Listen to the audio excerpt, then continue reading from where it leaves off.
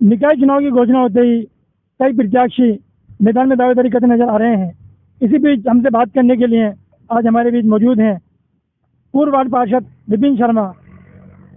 तो सबसे पहले आपका भी बहुत बहुत धन्यवाद मातृभूमि भूमि चैनल का, जिन्होंने मुझे इंटरव्यू के लिए बुलाया है। बहुत बहुत धन्यवाद। वैसे मेरे को सब रितेश के नाम से जानते हैं, विपिन शर्मा मेरा नाम है। हाँ, पूर्व खिलाड़ी भी रहे हैं, इनको सबला की जनता प्यार से रितेश शर्मा भी के नाम से पुकारती है। पहले आपने किस बार से दावेदारी की थी और अब इस बार आप किस बार से दावेदारी कर रहे हैं? जब 5 साल पहले 2019 में जब नगर पालिका के चुनाव हुए थे, तब मैंने नदी के पार का जो क्षेत्र है वार्ड नंबर 20, यहाँ से दावेदारी की थी। कई कारणों की वजह से मुझे उस समय पार्टी से टिकट नहीं मिला था, तो मैं निर्दलीय प्रत्याशी के रूप में मैदान में उतरा था। और इस क्षेत्र में रहने वाले सभी समाज के लोगों ने मेरा भरपूर साथ दिया और मैं छबड़ा में सबसे ज़्यादा वोटों से जीतकर नगर पालिका पहुँचा था। आपने आपके वार्ड में इन 5 सालों में क्या क्या विकास कार्य करवाए? जब मैं 5 साल पहले इस वार्ड नंबर 20 में पार्षद बना था, तो यहाँ विकास के कई कार्य होने की संभावनाएं थी। तो लोगों ने जिस उम्मीद से मुझे जिताया, तो मैंने प्रयास किया पूरे 5 साल। हालांकि मैं निर्दलीय पार्षद के रूप में जीता था, लेकिन हमारे जो विधायक साहब थे प्रताप सिंह सिंघवी जी, उनका भरपूर स्नेह मुझे रहा। और जब भी मैंने वार्ड के कार्यों के लिए उन्हें बताया, उन्होंने उन कार्यों को करवाया। लगभग 10 करोड़ रुपए के विकास कार्य मेरे वार्ड में संपन्न हुए हैं। बिजली, पानी, रोड, सड़क, जितने भी तरह के मैं प्रयास थे, रात दिन मैंने इस वार्ड के क्षेत्र के लिए किए हैं। और जो कुछ कार्य रह गए, उनको भी मैं पिछले विगत 2 साल से करने का प्रयास कर रहा हूँ, क्योंकि बोर्ड नहीं था।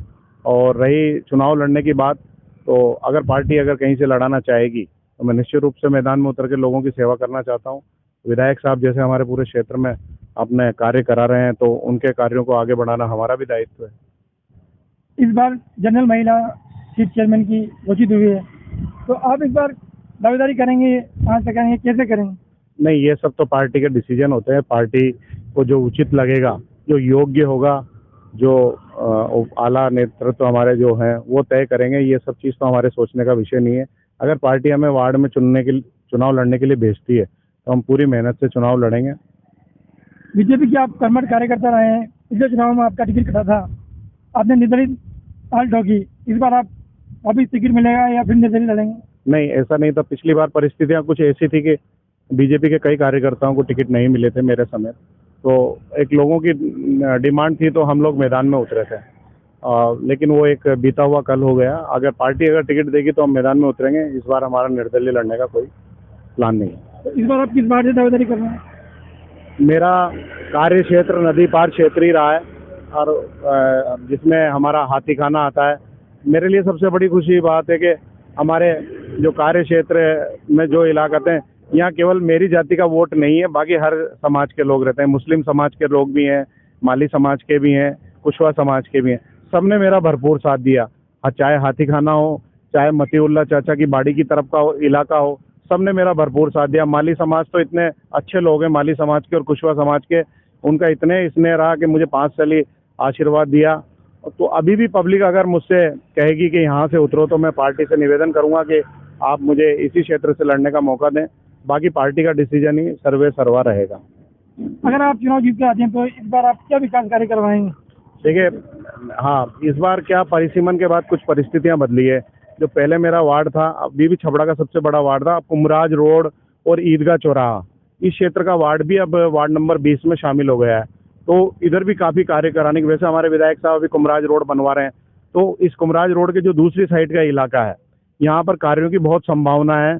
मैं चाहता हूँ कि यहाँ पे भी कई कार्य हों। अभी जैसे कि हमारे यहाँ कन्या महाविद्यालय बन रहा है, तो उस कन्या महाविद्यालय के बनने के बाद बच्चियों के यहाँ आने जाने का क्षेत्र रहेगा। तो हम चाहते हैं कि एक सुरक्षित क्षेत्र बने। एक यहाँ पर एक छोटे बच्चों के पढ़ने का स्कूल की भी गुंजाइश है, और एक यहाँ पर जो भी कोई किसी के घर में शादी ब्याह का कार्यक्रम होता है, तो उसके लिए कोई यहाँ सार्वजनिक जगह नहीं है। तो मेरी कोशिश रहेगी कि मैं आने वाले इन 5 साल में इस क्षेत्र में कोई एक ऐसी सार्वजनिक जगह बना सकूं, जो इस क्षेत्र के लोग वहाँ अपने घर के परिवार के कार्यक्रम यहाँ पर आयोजित करवा सकें। ये मेरा रहेगा। बाकी सड़क, पुलिया, बिजली, जो भी इस क्षेत्र का काम होगा, मैं उसको पूर्ण ईमानदारी से करने का प्रयास करूँगा। हमारी बात हो रही थी वार्ड पार्षद पूर्व वार्ड पार्षद रितेश शर्मा से। देखते रहिए देश की बात मातृभूमि न्यूज़ के साथ। धन्यवाद। अभी हम वार्ड नंबर 20 में मौजूद हैं, जो कि वार्ड रितेश शर्मा का वार्ड है, और हम पूछते हैं यहाँ की वार्ड बच्चे से कैसा रहा उनका कार्यकाल, क्या काम हुआ उनके कार्यकाल में। जी, इनके कार्यकाल में ये क्या सड़कें बिल्कुल कंप्लीट करवा दी उन्होंने। गली में जहाँ जहाँ रोड नहीं था वहाँ तक रोड बचा दें।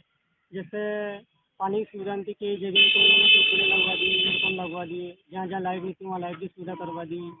जो जिसके घर में जो परेशानी थी, कोई को सुविधा नहीं थी, तो उनको सुविधा अच्छी पहुँचा दी। ये क्या उनके कार्यकाल में काम बिल्कुल अच्छे हुए। नाम बताइए आपका। मेरा नाम था रिंकू।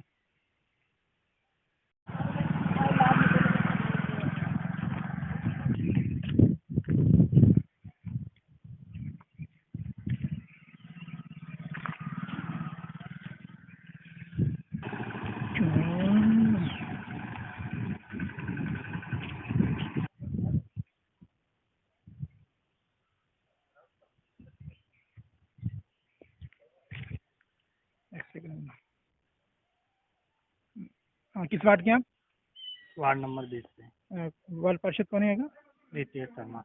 तो इस वार्ड में क्या काम वगैरह हुए हैं या पिछले साल? पिछले साल काफ़ी अच्छा काम होगा। क्या क्या काम हुए यहाँ पर? यहाँ पे इधर लाइट की भी थोड़ी बहुत दिक्कत थी, तो हमारे इधर पूरे वार्ड में लाइट की सुविधा होगी। रोड हमारा ठीक ठाक है, सब जगह बन चुका है। इधर कहाँ तक बन गया था रोड? पूरे वार्ड में बन चुका है। सब जगह रोड बन गया। काफ़ी ज़्यादा दिक्कत आती थी पहले रोड की, पर अब नहीं है दिक्कत। इस बार फिर चुनाव हो रहे हैं, तो इस बार कौन उम्मीदवार मैदान में है? हमारी तरफ से तो रितेश है। ओबीसी सीट, जिन सीट पे रितेश वापिस पहले निर्दलीय थे, इस बार क्या बीजेपी टिकट पे लड़ेंगे या कैसे? वो हो सके तो इस बार टिकट से लड़े तो भी अच्छा रहेगा, ताकि हम सपोर्ट करें। नाम बताइए आपका। सूरज कुमार।